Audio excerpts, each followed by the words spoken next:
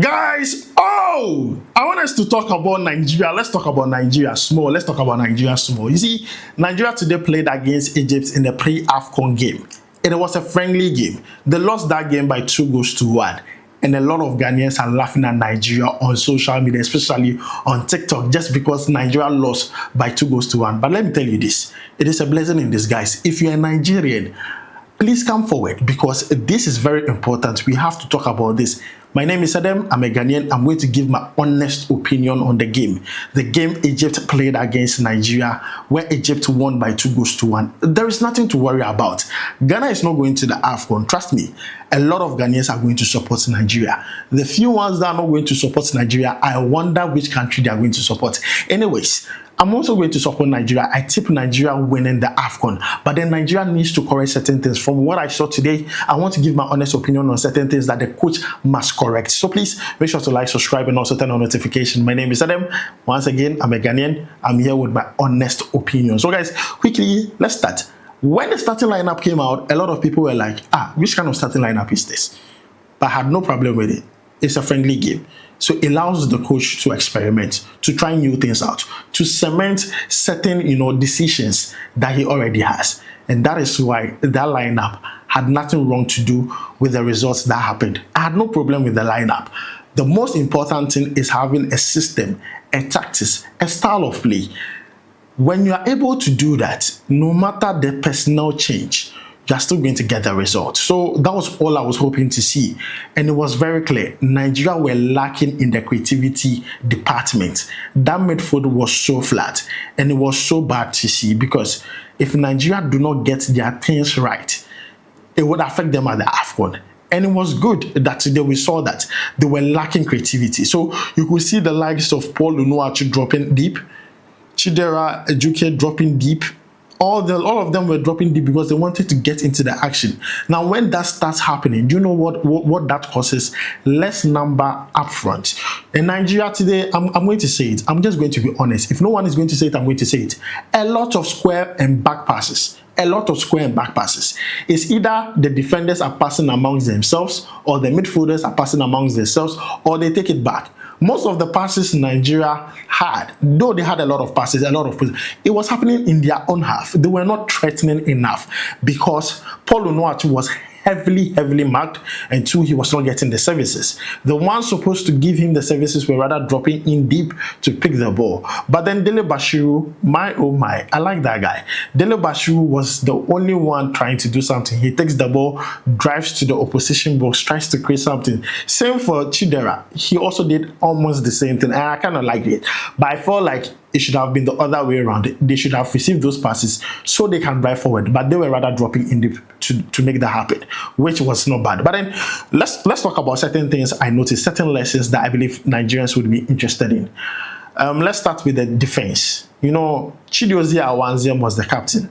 He started in the game, he scored a goal. I don't think the goal changes anything when it comes to the defensive hierarchy.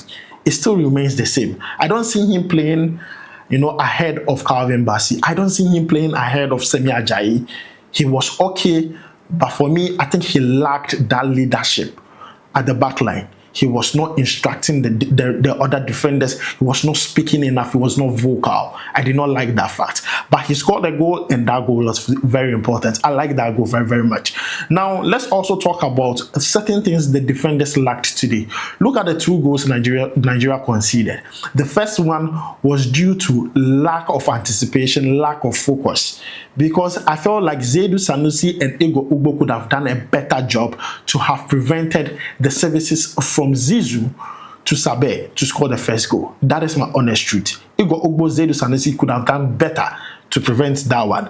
The second goal they conceded, for me, I think in that moment, Semi Ajayi should have known better.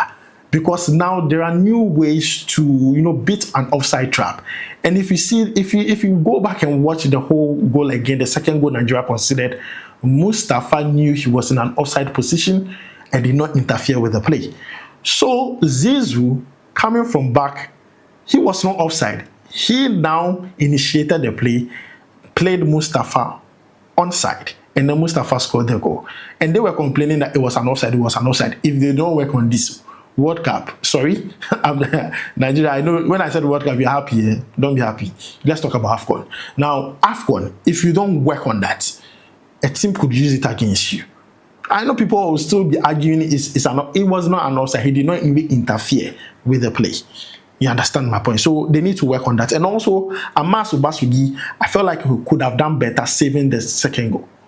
Amasu Basugi could have done better saving the second goal. Such a ball, you don't have to use your hand. I was expecting him to use any part of his body than his hand. He could even use his procos, you understand, to save it. But then you're trying to use your hand in that moment. No, your instincts, your reflexes should work in that particular moment. Probably I was expecting him to use his leg, his foot, any part of his body. I mean, the procos could have done a job. But the hand, please, no, that was the wrong decision. And I think after seeing that Amasu Basugi, he should still remain third choice. Nah, I wasn't impressed. I wasn't impressed with Amasu Basugi's performance. But then, guys, it was clear what I saw from Nigeria wasn't bad. They had certain good, things in that game. Second half, some substitutions came in. They played very well. Lukman looked very sharp. The new players, Ebenezer Akinsameru, he was good. Inandi, he was excellent. I kind of like that. I like the new players who came in and how they played. Now, I want us to, talk about certain lessons I believe Nigeria would have learned from this very, very quickly. First one has to do with Paul Onuachu. I think Paul Onuachu gives Nigeria another attacking dimension.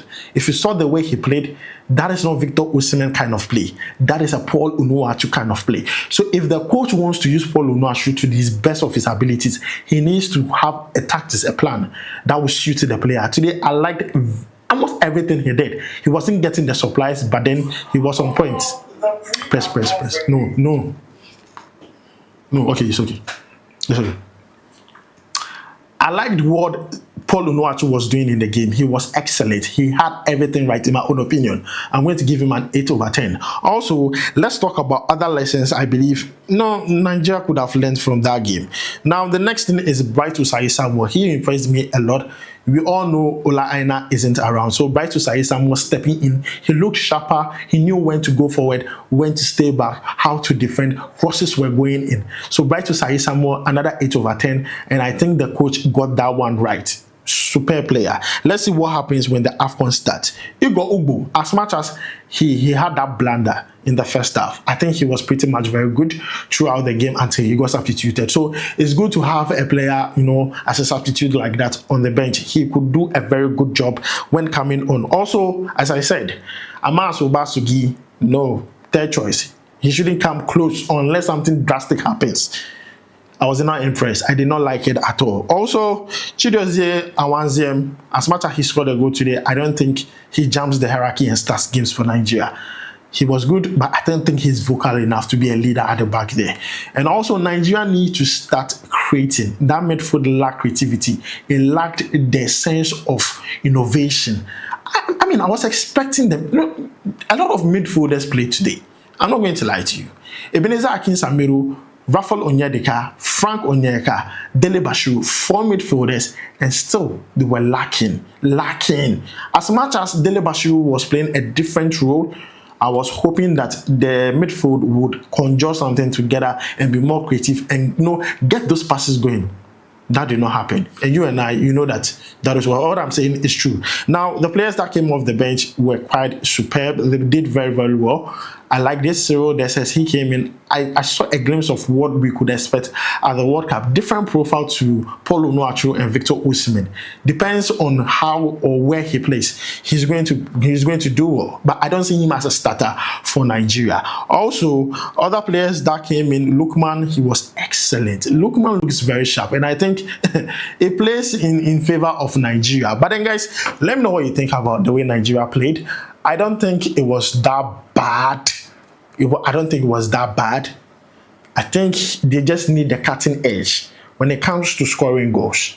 They need to be creative enough. They need to know how to play and win games without Victor Osimhen. If they can get these few things right, that is all. Get the supplies to the forward, to the wingers, to the forwards or the striker, get the supplies to them. Once you can get that done, cycle, you have done half of the job. So guys, let me know what you think about this down below in the comments. But then I'm going to warn Nigeria. As much as Ghana or some of the Ghanaians are supporting you, you need to prove that you are worthy of our support. That means go and win the AFCON. If you perform sharply, trust me, we will band. Look, today we are letting it go. We are going to let it go. Because the way you play today, trust me, you can't use this play and this kind of level to win the AFCON. No. I know AFCON and tournaments like that need luck, but you can't use this level to play the AFCON. Let's be very honest. Nigeria needs to get serious. Eric Sekusho, I believe, knows the terrain. I really want to see him succeed because he has a target to get Nigeria to the finals. But then I know he can win it. But guys, this is where I'm going to end it. I have been very honest. You now, you agree. You understand? My name is Adam. Don't forget to like, subscribe, and also turn on notification. I'll make sure to see you in the next one. Charlie, goodbye.